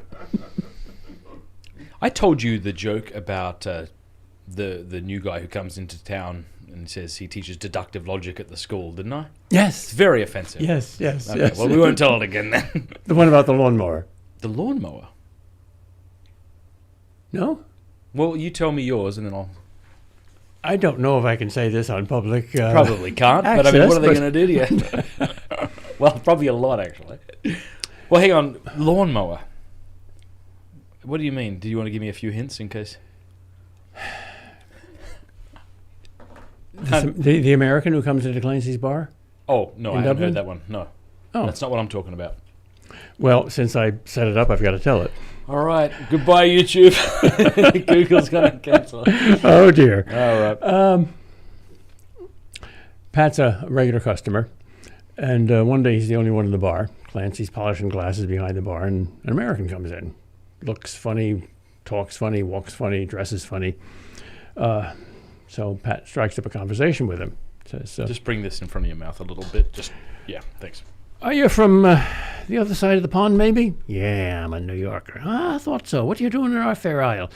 "I'm teaching at the university." "Oh, what are you teaching?" "Philosophy." "Philosophy? We don't need philosophy. We're Irish."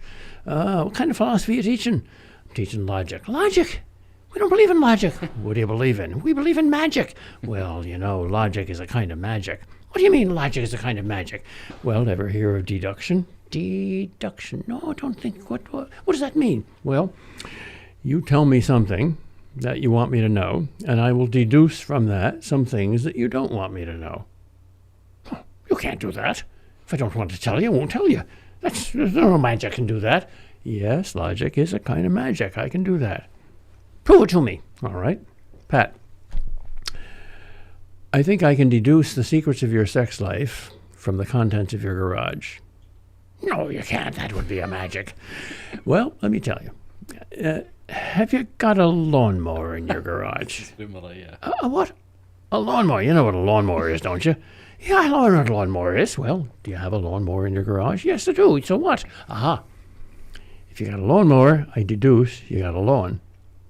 "Oh, of course, that's no magic. Of course, why would I have a lawnmower if I didn't have a lawn?" "Ah, if you have a lawn, I deduce that you have a house."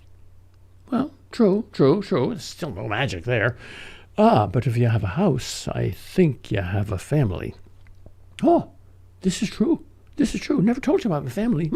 Well, maybe some magic to this after all. You want to see pictures of my 12 kids? I got them here in my wallet." No, not interested." "Now, one more step. If you have a family, I deduce that you are a heterosexual."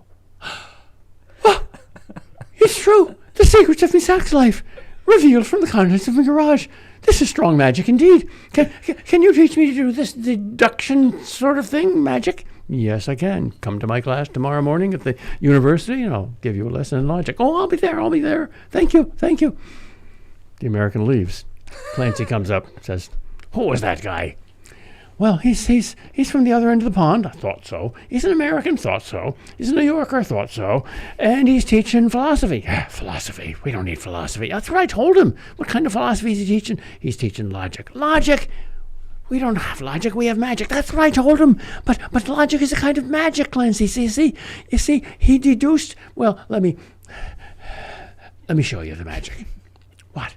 "I'm going to deduce The secrets of your sex life from the contents of your garage. No, you can't do that. Yes, I can. Watch.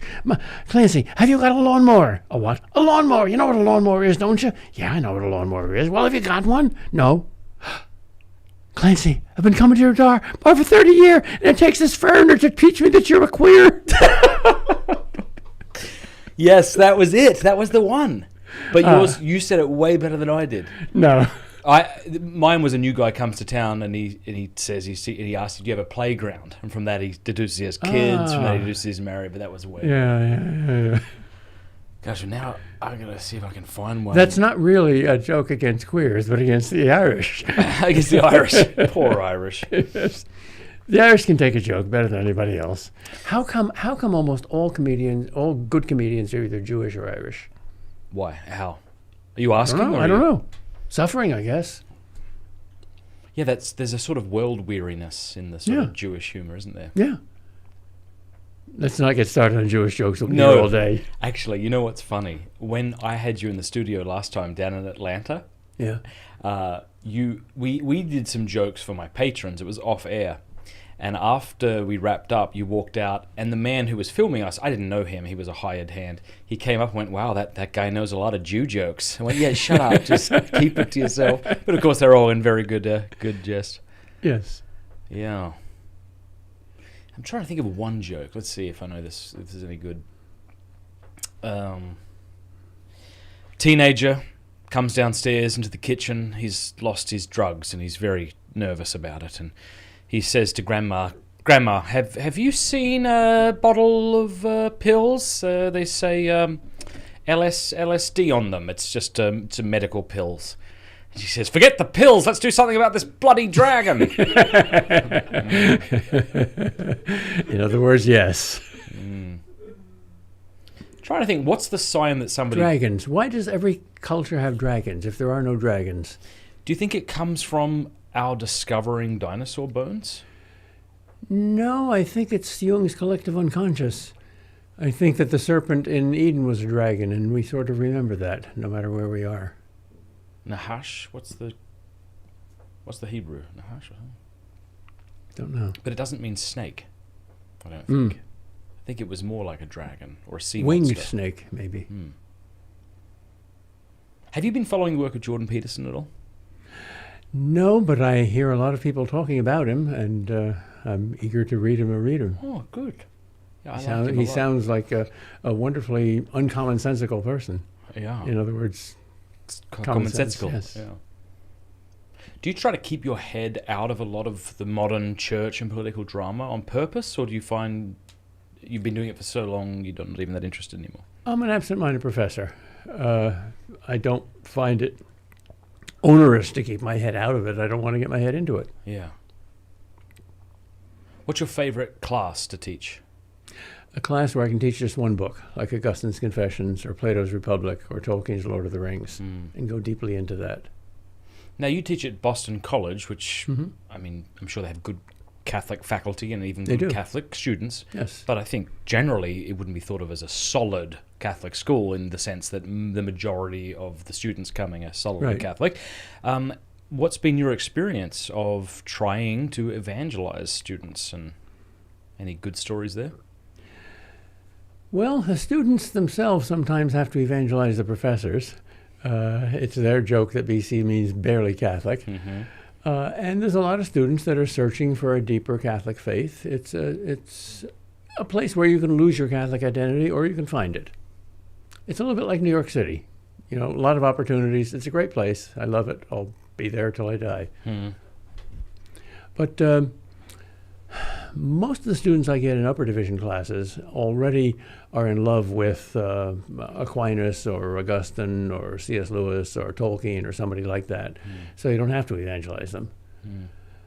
Freshmen, on the other hand, I haven't taught freshmen for quite a few years, but I find that they're astonishingly naive. They know very little about history. They know very little about literature. Yeah. They know very little about logic. They know a lot about math and science. Interesting. I saw some statistics a while ago that I didn't believe, but it was in a respectable publication. The amount of research and development money that modern American universities put into the STEM courses is 99.4% of their budget. All the humanities and all the arts together that get 0.6% of the budget. So the humanities are in steep decline. And you know the joke, what's the difference between a philosophy student and a large pizza? Oh, let me try. The difference between a philosophy student and a large pizza. No, I don't know. A large pizza can feed a family of 4. Yeah, that's good. So why is that happening, and why is it a problem? It's happening partly because the humanities are being corrupted by deconstructionists, and partly because the sciences are so financially successful, and there's a payoff.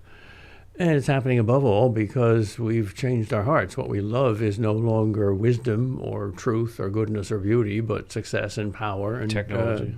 What technology does deliver. What do you mean by deconstructionism, and how is that? Oh dear. Well, in a broad sense, it means a kind of cynical attitude towards everything. Yeah. Reductionism. Reducing the complex to the simple, reducing reality to appearance, reducing something that's been constructed to the elements out of which it's constructed, which are usually simply human passion and desire and power.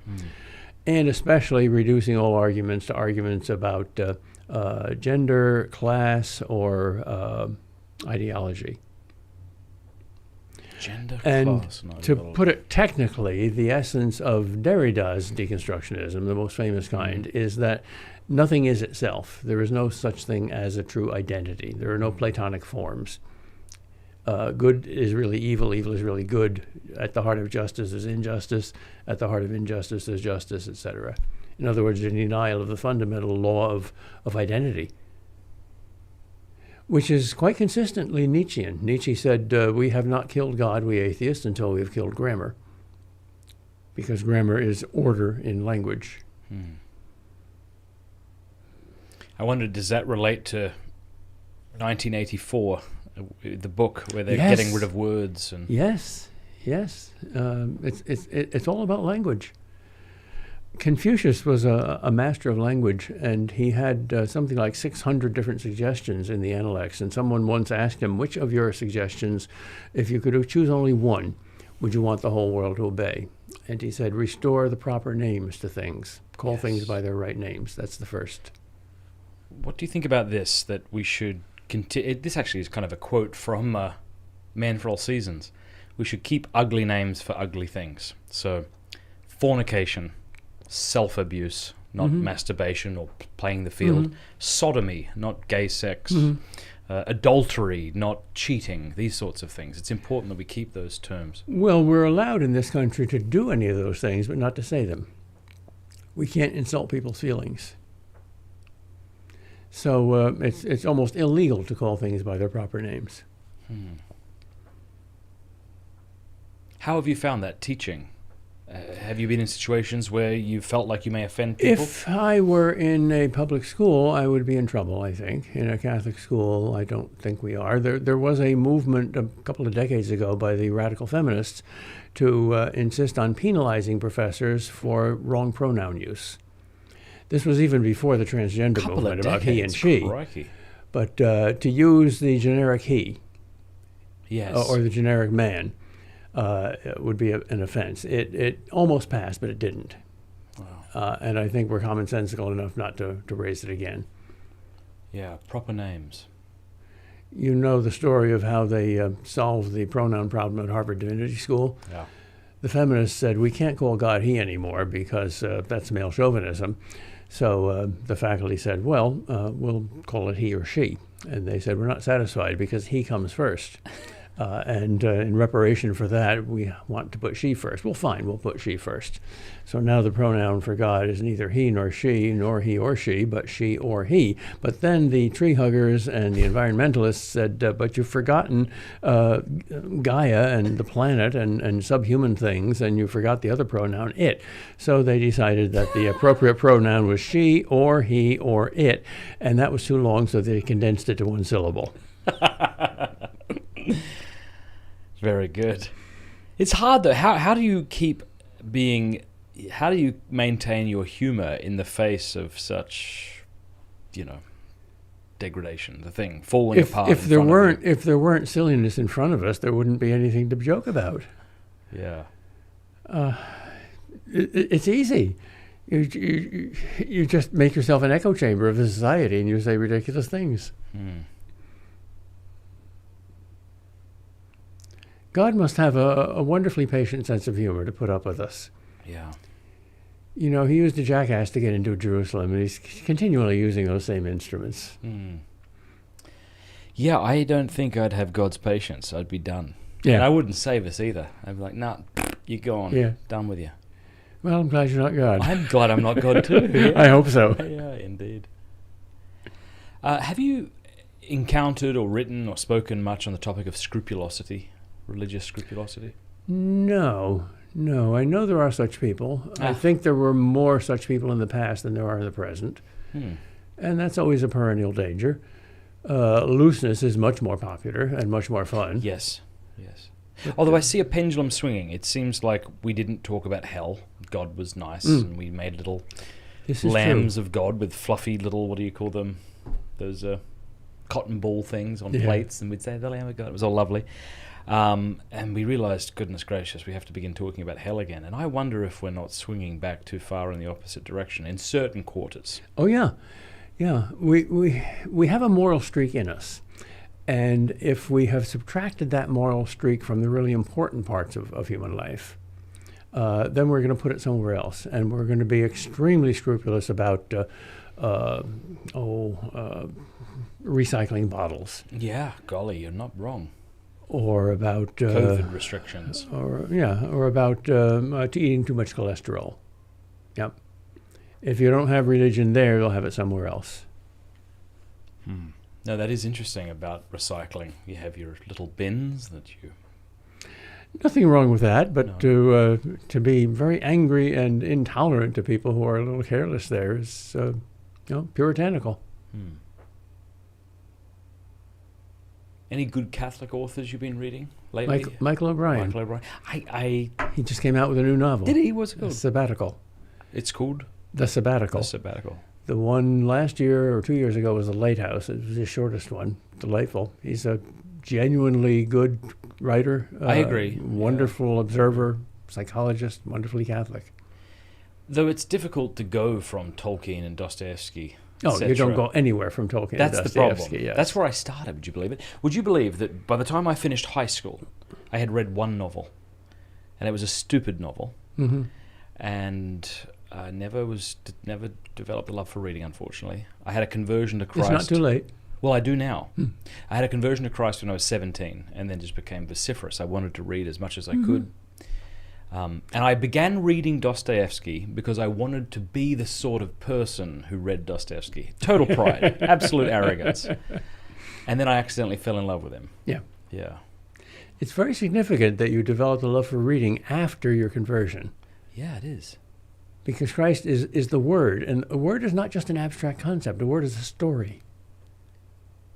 The Lord of the Rings is one big, long word. Yeah. And all the other religions of the world give you principles, but Christianity gives you a story. It's an essential connection between Christianity and story. What do you think of this idea that we often trying to explain Christianity without reference to the demonic is like trying to explain the Lord of the Rings without reference to Sauron? Of course. And we often do that. Of course. Even if you don't believe in supernatural evil, if you believe in a genuine and genuinely evil human evil, you can still have drama. But most of the people who don't believe in supernatural evil also don't really believe in human evil. I've encountered very serious thinkers who say we shouldn't use the word evil. It's only bad. Although evil is a fiction. I agree with you, except that what seems to be happening is the further we pull away from God, as to use your line, we're putting religion elsewhere. I mean, there are certain mortal sins in the secular culture, as it were, that are unforgivable. If somebody is found to have said certain racist things, so, well, you and I would agree as Christians that would be an evil thing. But I'm not sure how you go from not having an objective lawgiver or no objective law to saying something is evil. And it seems like we are demonizing certain things, like your imposition upon my sexual morality would be seen as an evil. The Boston Globe had a front page story last month about the discovery that there was a student in one of the middle schools who, in private but on school grounds, told his friends a racist joke with the N-word in it. Mm-hmm. This made the front page of the paper. And in that story, it was also revealed by the reporter upon questioning that the student did not agree with the Black Lives Matter movement. That also made the front page. Right. Ideological divergence is not tolerated. Absolutely. So I do find that interesting. As we're distancing ourselves away from an objective moral lawgiver and moral law, we're becoming moralistic in certain ways. Yeah. Where evil is said a lot. You know, Donald Trump, evil orange man. That's true. Yeah. Yeah.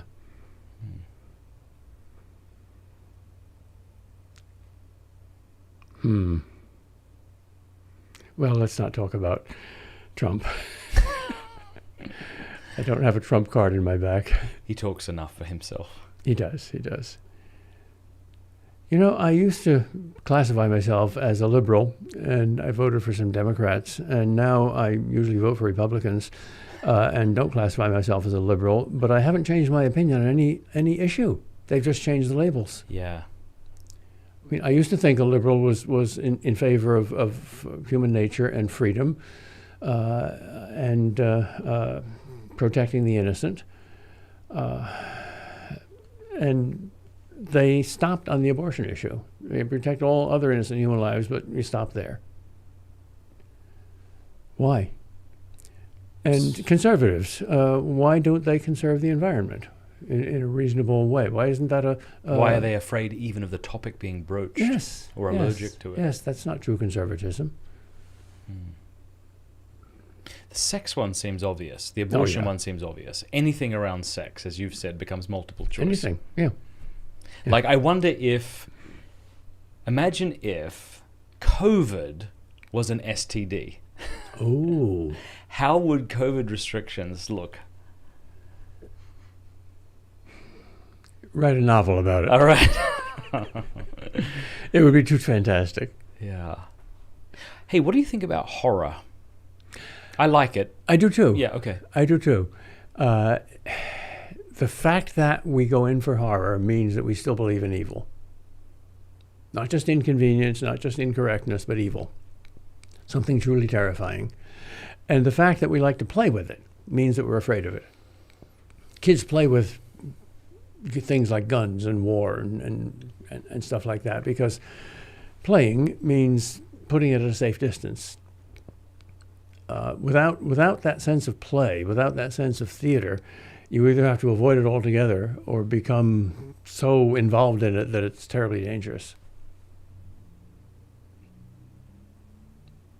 There's a lot of Christians, though, who would say you should, under no circumstance, find entertainment in horror. And I suppose that's because horror is a broad sort of category. It depends what we mean by it.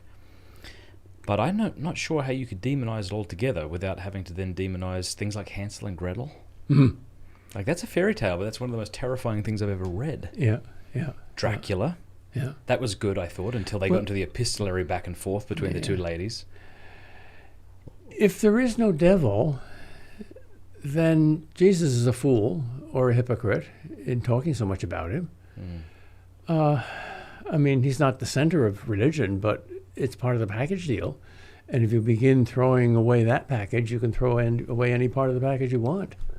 What's your favorite horror novel or movie? It's certainly not just Texas Chainsaw Massacre. Good. That's utterly unsupernatural. The Exorcist. Yeah, God, that's terrifying. That actually killed people. I think 2 people had heart attacks when they saw that movie. Yeah, because it was based on an actual case. Yeah.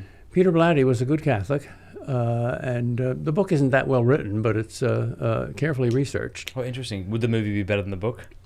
The movie is better than the book. Occasionally that happens. Yeah. Jaws is another example of Now, a movie why is that that's the better case? than You the said book. earlier that it's not often that a commentator is better than the original, unless the original be able to express himself. So it's something similar here, maybe. I think in both cases, the author of the book and the makers of the movie were very serious, but the writers were not that good writers. Neither Peter Benchley nor who was the author of the William Peter Blatty. They were competent popular writers. They would write good airport novels, but not classics. But the movie makers were, well, Steven Spielberg is a genius. Did Spielberg do that? He did Jaws. But did he do Exorcist? He didn't do The Exorcist. No, I didn't think so. No. But that was based on an actual story. Yeah. And believe it or not, either CBS or NBC ran a special on the background of the Exorcist movie, and it was very true and very reverent. And they showed the actual exorcism of this boy in St. Louis and how he was delivered by a miracle, by St. Michael the Archangel. I was amazed that this was shown on public TV. What else other than kind of Christian horror? Which I suppose that could be categorized. Well, I interpret Dracula as a great piece of Christian horror. Yeah. Because Dracula is the reverse Christ. Yes, I see what you mean. Say what? You know, Dracula sucks your life, your blood, and Christ gives you his life, his blood. Yeah. Christianity is a blood transfusion. For me, and I think it was Stephen King who said that horror and comedy, there's a fine line between the two. Because you just making something slightly strange is very off-putting, like a man who might suck your blood. Yeah. But if you make it too dissimilar, then it might become comical. But I'm not sure if you remember that movie, It. Yes. Where you've got a clown in the sewer. I mean, that just sounds silly, Yes. giving away balloons. Scary. That almost sounds comical. It's not. Yep. But it's close, yeah. Yeah. And you can combine the two in a program like MASH. I didn't watch much of it. My dad did and showed me a couple of episodes, but... Well, the humor isn't relief. It's not comic relief. It's in the situation itself. You see, you realize how absurd war is. Oh, I see. Somewhat similar to, what's the Peter Sellers movie where he plays three parts? Dr. Strangelove. Okay. I haven't to make fun of nuclear war sounds irresponsible, but it's a hilariously funny movie. Yeah.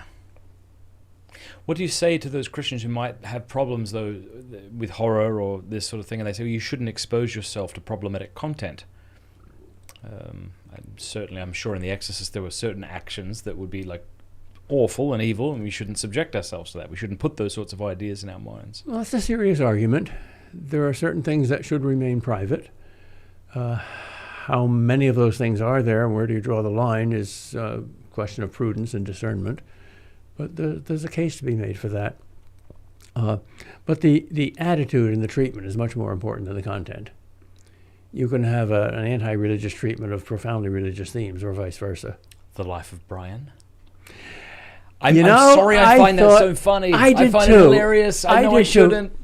I don't interpret that as a parody of Christianity, but as a parody of pop psychology. Okay. Where in the crucifixion, Jesus teaches the two thieves to sing that behind every cloud there's a silver lining. Yes. All right. Crucifixion. Yes, very good. No, they said I could go, actually. Well, the gospel is the greatest joke ever told on the devil. What a piece of classic, total topsy-turvy, upside-down comedy. The devil wins, and that's how he loses. Yeah. He takes the bait, exactly as in The Lord of the Rings. Sauron does exactly what the devil does. He takes the bait, and that's his downfall. Yeah. No, it is, and I know we have to maybe try not to analogize Christianity and the Gospels with The Lord of the Rings, but it's funny that we have these both on the table, but it is, you've got this little hobbit who's completely, stripped and that's of power. Funny too. I mean, Christ could have become a wizard or an angel or an emperor, but he came a little hobbit. Yes. Little carpenter's kid. And went to Mordor. Yep. Right into the teeth of it. Now, something I didn't realize before reading The Lord of the Rings again is that Sauron and Gandalf are the same species. Yep. Tell us about that. Well, Maya, isn't that what they're called? Yep. The lower angel of the lower version of wizards. A 12-year-old girl wrote a letter to Tolkien asking, who is Gandalf? And he wrote back, many critics have asked themselves that question, but no one has ever asked me that question. And therefore, they're all wrong. And I'll tell you the true answer. Gandalf is an archangel. Ah. So there.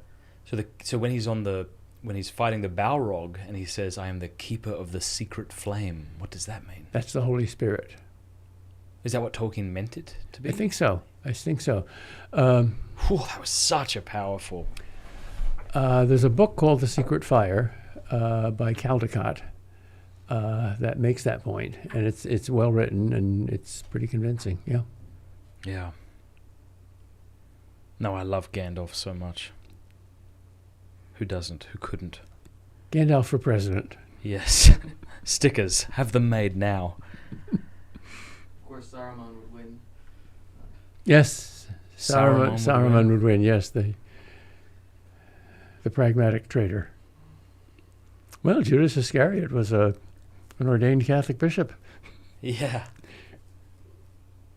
Having Gandalf sort of shame Sauron in that chapter, The Voice of Saruman, was very delightful. Yes. Satisfying. Yes. And it shows you at the same time the power of propaganda. Yes, it does, because as you read what Saruman had to say to the king, and you're like, this makes perfect sense. Everybody else is saying hurrah for Saruman. Yeah. Except Gandalf and Gimli. Got you. Yes. Yeah. Yeah, I often wondered if Donald Trump had anybody in his inner circle who told him his hair looked bad. Maybe not. Well, I think he became elected president mainly because people thought his hair looked good. Really? Until Obama, no recent American president was ever elected with bad hair. I mean, if you look at the candidates, the one with the best hair always wins. Sort of like electing Saul, the man of great stature. Yes. Yeah, we want a king. Instead of little David. Yeah. Very good. So what are your plans for the next few weeks? If you want to give God a good laugh, tell him your plans. You must have some plans.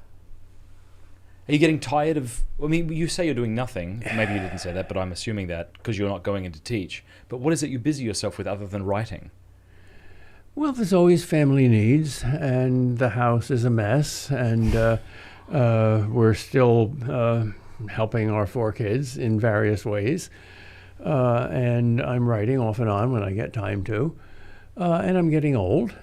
And well, how old are you now? 84. Yeah. It's pretty impressive.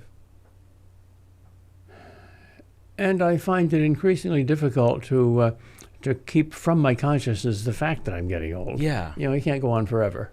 Yeah, how do you and feel you got to about... make plans. You got to make plans for the future. How do you feel about death and you dying? Oh, I'm not afraid of death. Dying's a bugger, but death is nothing. Have you always felt that way? Yeah.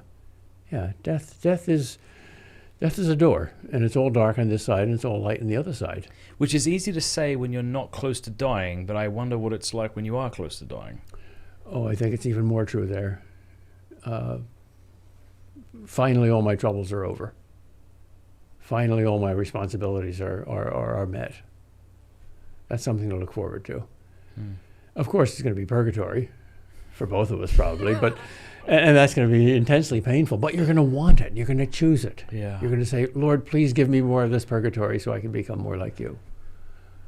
Somebody said recently that it occurred to them that the number one question people will be asking after their funeral is, sorry, where's the potato salad? Who was it that said, I plan to be late for my own funeral? Was that Churchill? I don't know. I'm so absent-minded I probably won't bother to show up. Do you spend a good deal of your time, or have you in the past, thinking, meditating upon death? No. My first book was about death. I called it The 5 Faces of Death. They changed the title to Love is Stronger Than Death, which is better. And I guess I wrote that in my 40s or 50s, midlife. You're supposed to have a midlife crisis. It wasn't an existential crisis. I've had a lot of problems and worries and depressing moments and so on, but I've never been afraid of death. I mean, if death is not a passage into heaven, then the whole of life is meaningless and a big lie. What about dying, though? Are you afraid of dying? Yeah, I guess everybody is. Yeah, the pain that's just... Yeah. Most people don't die in pain anymore. There's good drugs. I'm afraid of inconveniencing other people Are you? and making their lives miserable. But I hope to make it that's slightly that's in God's hands. He gives you different fruits, and sometimes it's lemons, and you can make lemonade. I like to suck lemons, actually. Yeah. People are so concerned about being dealt the right set of cards instead of playing them right. But you can't control being dealt a set of cards. You can only control what you do with them. That's So is- Gandalf. Yeah, That's Gandalf to Frodo. yeah, So do all who live to see such times, but that is not for them to ask. exactly. That's the lesson of Job. Lord, why me? I'm not telling you. Just be faithful. That's hard. Well, there's no alternative, really. Yeah, that's a good point.